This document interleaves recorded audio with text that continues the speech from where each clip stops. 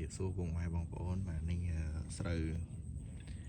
រ៉ៃបឺរីដាំដុះនៅក្នុងខេត្តបាត់ដំបងឥ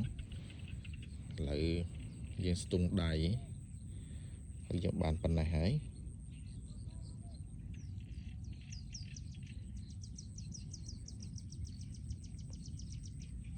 យើងស្ទង់បានរយៈពេល1 ខែលើកបែកគុំស្អាតណាសម្រាប់ធ្វើពូជចឹងសម្រាប់បងប្អូនដែលចង់បានពូជស្រូវប្រភេទអង្គខ្មៅហើយមិនប្រកាន់រដូវអាយុ120ថ្ងៃសម្រាប់ស្ទង់ហើយបើសម្រាប់ព្រោះ110ថ្ងៃអាចតាក់ទងមកបានយើងមានលក់នៅក្នុងខែ2 2026យើងចាប់ដើមចេញលក់ហើយ